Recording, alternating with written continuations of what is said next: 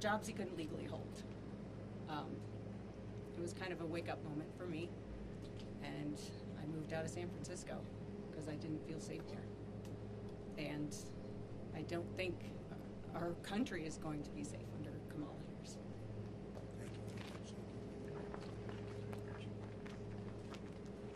Story after story. Kamala has called for the abolishing of ICE, the closing of every ICE detention facility, and the releasing of some of the most vicious criminals anywhere in the world by doing so. She supports free health care for illegal immigrants and has promised to give illegals mass amnesty and citizenship, which will obliterate Social Security. Oh, Social Security is going to be obliterated by all of these millions of people that she wants to put on, and also Medicare will be obliterated. I'm going to save Social Security. I'm not going to touch it. We're going to make our country strong, but they're going to obliterate it. She also feels extremely strongly about defund the police. She wants to defund the police. And anytime somebody wants to defund the police, you're never going to get them back to being normal. The police have to be taken care of. They're the best thing we have going to protect us. They know exactly what's going on. When we do deportation, they know every person out there, and they know the middle name, and they know everything about them, and they know all of the bad ones. They know the really bad ones. It'll be a great help. We have to get the criminals out of our country immediately.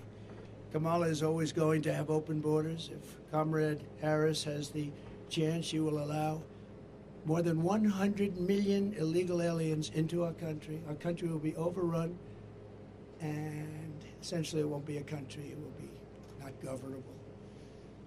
With us today are leaders of the National Border Patrol. You've known them, you've met them. I don't have to go over, but I want to just thank them for the incredible job they've done. I've worked so well with them. Paul Perez has been unbelievable. Past President Brandon Judd, unbelievable. Sheriff Mark Daniels has been incredible. I watched him on television today. He did a great job of explaining this crazy situation that we're in. Sheriff Chris Heiser. So I want to just say, you're here, and Paul and Brandon, Mark, and everybody, I want to thank you so much. It's incredible the job you do. Such a dangerous job. I came in, I met one of the Border Patrol who was badly wounded. I said, "Are you okay?" It was a while ago. He said, "Yes." I said, "What happened?" "Well, my leg is broken, my arm was broken, my back was broken, my neck was broken, my skull was fractured." He went through a list of things. I said, "That's unbelievable." When we win this November, we will end the Kamala Harris border nightmare once and for all. We'll get it back very strong. We will also end the inflation, a bad economy, and we will be respected very shortly all over the world again as we were by other countries. The choice is simple: Kamala's mass amnesty of criminals or President Trump's mass deportation of criminals. I think that's pretty easy. In addition to all of the other things, there are many other things that are equally as bad but not as obvious. With your vote, we will seal the border, stop the invasion, and launch the largest deportation effort in American history. We will impose tough new sentences on illegal alien criminals. These include 10-year mandatory minimum sentence for anyone guilty of human smuggling, a guaranteed life sentence for anyone guilty of child trafficking, and a death penalty for anyone guilty of child or woman sex trafficking. We'll also impose the death penalty on major drug dealers and traffickers. In other countries, on their immigration papers, there is a statement that says, "Death for drug traffickers." Big letters, big bold letters. 10 times the size of everything else on the page. I saw it this morning. And those are the countries where they have no problem with drugs. Many of them, actually. We will also impose the death penalty for anyone killing our police, sheriffs, Border Patrol, ICE, or law enforcement officials. The death penalty with a quicker trial, not a trial that lasts for 15 years and everybody gets exhausted. We will liberate our country from the illegal alien drug dealers, robbers, murderers, gang members, and child predators. and we will make America safe again for our citizens and make it greater, stronger, better, more beautiful than ever before. And I want to thank you all, and especially our 4 very special people. 4 very special people. And sheriffs and law enforcement, I want to thank you so much, because this job is so dangerous. It's not even believable. You pull over a car, they open the door and they start shooting you. That happened in Long Island with a great young man with an incredible family. I went there. Same thing. So we have to stop it. We have to bring our country back. We have to use common sense. You don't have to be conservative or liberal or progressive, as they like to say now. They don't like the term liberal. Republican, Democrat, it doesn't matter. We have to have strong protection in our country, or our country's going to wither away and die. We need a military. We need our great police to be loved and respected, and they will be again. Right now, if somebody does something that's a little bit on the tough side to stop something that's very bad, they end up losing their pension, their life, their car, their house. They lose their job. They lose everything. We're going to give immunity to many, many people so that they can do the law. But again, I want to thank you. I want to thank the media for being here. I hope you can report the story the way it is. It's a very sad moment for our country. We have some very bad people trying to get into office, and if we don't stop them, our country has no chance of greatness. Thank you very much. Thank you. Mr. President. You said that local law enforcement will be able to help find the bad undocumented migrants. Yeah. How will your administration go about the mass deportation of illegal migrants across the country? We'll work with the locals, and they're going to bring them to us, and we'll get them over the border, and we'll make arrangements with the countries, and the countries will accept them back. And if they don't accept them back, we do no trade with those countries, and we charge them big tariffs. Mr. President. Can you comment on the airing end of RFK Jr.'s campaign? Did you talk to him in the last couple of days? Does he plan on endorsing? I haven't, but I'm hearing reports. I have a lot of respect for RFK Jr. You know that. I've known him a long time. Very smart, a little bit different, and that's okay. But he's a very smart guy. He's loved by a lot of people, and I'm hearing that he wants to leave. Don't forget, he was treated very unfairly. I think he would have beaten Biden in a primary, the Kennedy name and him in particular. I think he would have beaten Biden in a primary, and they made it impossible. They said you have to get 70% of the vote just to qualify or something. They created standards that nobody could have met. Biden couldn't have met him. And I think he would have lost Biden, and they really treated him very badly. Then he went out as an independent, and it's a tough thing to do, independent. You know, it wasn't set up that way, the country. It's really a two-party system, whether people like it or not, Republican, Democrat. And I have spoken to him in the past, over the last number of months, but not recently. But there are rumors that he's going to make an endorsement. That would be a great honor for me. Great honor. Mr. President. Tomorrow at your rally outside of Phoenix? I don't know. I can't say that. But I know we're in the same state, so we're not very far away. But I can't tell you that yet. No plans have been made at Mr. this President. point. Brian? Yes, sir. As a parent, I'm hearing these stories. You're a parent yourself. What was going through your mind when you're hearing all these just horrible stories about losing their children? What was going through my mind is that, and I almost hate to say it in front of them, I don't know how they take it. I don't know how they can take it. You understand that? I think probably most of the people stand. No. How do you take it? How do you do it? It's, it's like devastating when you see what happened. And these are incredible people. These people are incredible people. I got to know them. They're unbelievable, and they loved like as much as you can love someone. I spent time with all of them, and what goes through my mind is I don't know how the hell they take it. Yes. When you talked about Edinburgh, Texas earlier, visiting them, it was a big deal for those small border communities. It's a big deal when you come here. Obviously, the border means a lot to you. A lot. Your campaign. Always has. So why not support that bipartisan border security bill? And how do you get people on board with all the things that you talked about, the policies that you just laid out? How do you get people to come to the table? Ready? Yeah. The bipartisan, and it wasn't bipartisan. They had a couple of people on the other side. It was weak, it was ineffective, and it would have allowed, as you know, millions and millions of people to pour through, and largely unvetted. It was a horrible bill, it was a weak bill, and they don't need a bill. All Biden had to do is look to the border and say, close the border. He didn't need a bill.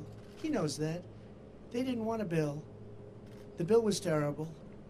If it was good, I would have approved it. The House passed a bill before that. I'd approve that bill right now. That was a real bill.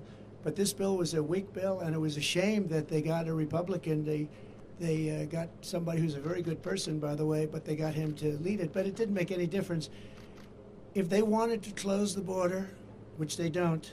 They'll have 100 million people come in and totally destroy, ruin our country. If they wanted to close the border, I didn't have a bill. I said, close the border. I said, Brandon, close that border, Brandon. And what happened? He closed the border. They all did. Paul, the whole group of them, this group is incredible. They closed the border. I looked at him, I said, we don't have a bill, we don't need a bill, close the damn border. They closed the border. They could do the same thing. Well, it's happening now, though. The encounter numbers are extremely low right now. So that's No. done. Right now, what's happening is people are waiting to see what's going to go with the election. And wait till you see what happens after the election, one way or the other. But right now, you take a look at the numbers for the last year, they're horrendous, absolutely horrendous.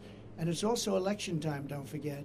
They want to put on a little bit of a squeeze. All they do and all they want to do and all they have to do is say, Biden, although I'm not sure, you take a look at, nobody even knows where he is. He's on a beach someplace, but he could even do it from the beach.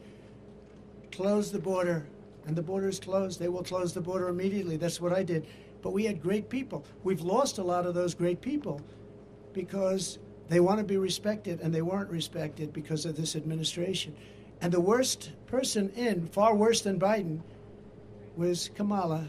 That's why I call her comrade, because she's a radical left person who really wants to have an open border. She'll never close the border. She'll never drill for oil and gas. She's not going to do it. She might do it for a couple of months. She stopped, and that's where the inflation came in. Then she went back to the Trump policy. What they don't say is that if I were there, I'd be now 4 times higher than I was at that moment. But the gasoline prices are still very high right now. But they would have been double if they didn't go back to the Trump policy of drilling. But we would have been close to 4 times higher. We would have been energy dominant. We were energy independent. They would have been energy dominant. But if I want the border closed, if I'm the president, I don't need a bill. I just have to say close the border, and they close the border. Mr. President, if you get back to the White House, are you confident that you can reach a consensus with Democrats and how to fix the border? Well, I think right now you look at it, and I'm one that believes that we want to unify our country. But when you have an issue like this where some people, and I don't happen to believe it's the Democrats. I think it's Democrat leaders that want the open borders. I think it's Democrat leaders that say, we don't want voter ID. We talk about elections. I always start, we start with voter ID. We don't want voter ID. He said, no, everything has ID, identification. They said, we don't want any identification. We don't want it. Now, there's only one reason, so we can't even negotiate after that, because they don't want voter ID. So I say to them, why don't you want? Well, we just don't want it. We think it's discriminatory. They have all sorts of excuses. They don't want it because they want to be able to cheat. And we want voter ID. And we want same-day voting. And we want paper ballots. And we want proof of citizenship. Very simple.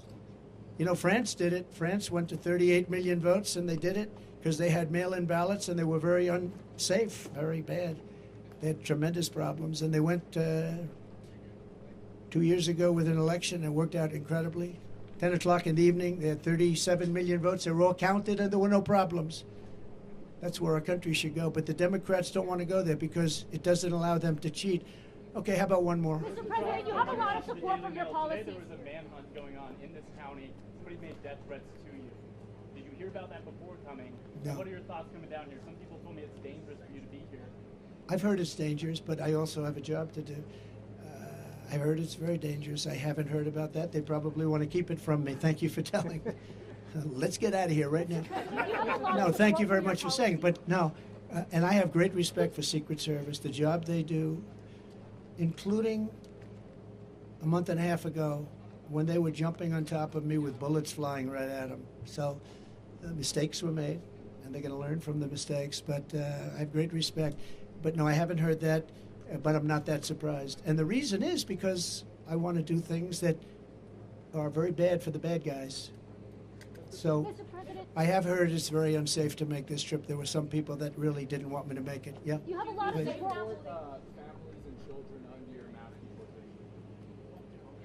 Yeah, we'll work on that. You know, they're missing so many children right now under this administration. Over 300,000. Many of them are dead. You know that. Many of them are dead. Many of the hostages in Israel are dead. This is why Hamas isn't talking. You know, Hamas doesn't want to negotiate very much because I think they probably don't have very many alive right now, and so they don't want to really get into too much of a negotiation because I think many of those hostages, unfortunately, are dead. But the 300,000 children that are missing, many of them are dead, and many of them are in sex rings and all sorts of things going on. It's a terrible thing. They have done such a bad job in this government in terms of everything: foreign relations, border, crime, jobs. And today you found out that the job numbers are fake on top of everything else. Ladies and gentlemen, thank you very Mr. much. President, you have a lot of support for your China's policies closing here. down our Sheriff ability Daniels to is get- someone that I've spoken with, that I've interviewed before. Yes. He's very much in support of your policies. But when it comes to something like mass deportation, how would you work with blue states and blue cities that might not be as supportive as some of the folks here? Let me in tell you, they're County? much more supportive than you think. I've watched New York, Eric Adams. I've watched the body language. A lot of people that are in charge of that, they want to straighten it out. They can't live like this. New York has hundreds of thousands of illegal immigrants in their midst. Many of them are very, very hardened criminals. And I've watched the mayors, I've watched governors talking, and it's almost like they're talking because they're demanded from Washington. Now, they want it out much more than people would understand. They want them out. They don't want to see their cities overrun. New York is overrun, Chicago's overrun. They're all, and you would be surprised. And the people, including Democrats want to have a secure border. Democrats want to have a secure vote. It's the leadership that doesn't. So I think that'll be a very easy situation to solve. Thank you. Thank you very much. Thank you, everybody. Do you think the election this year will be secure, Mr. President? I hope so.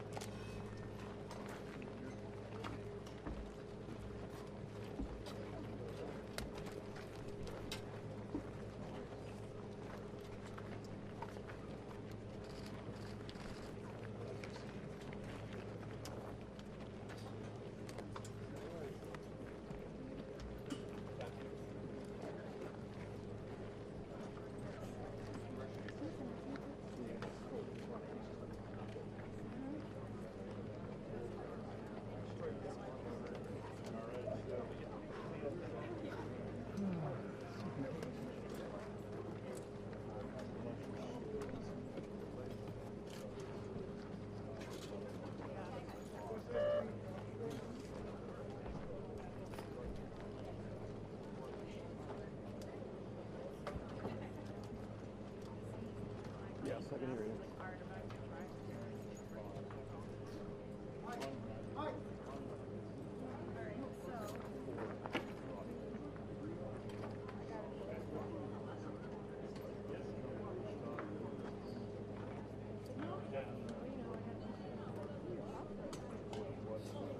I know.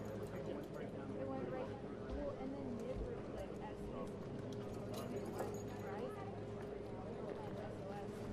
I didn't even have it.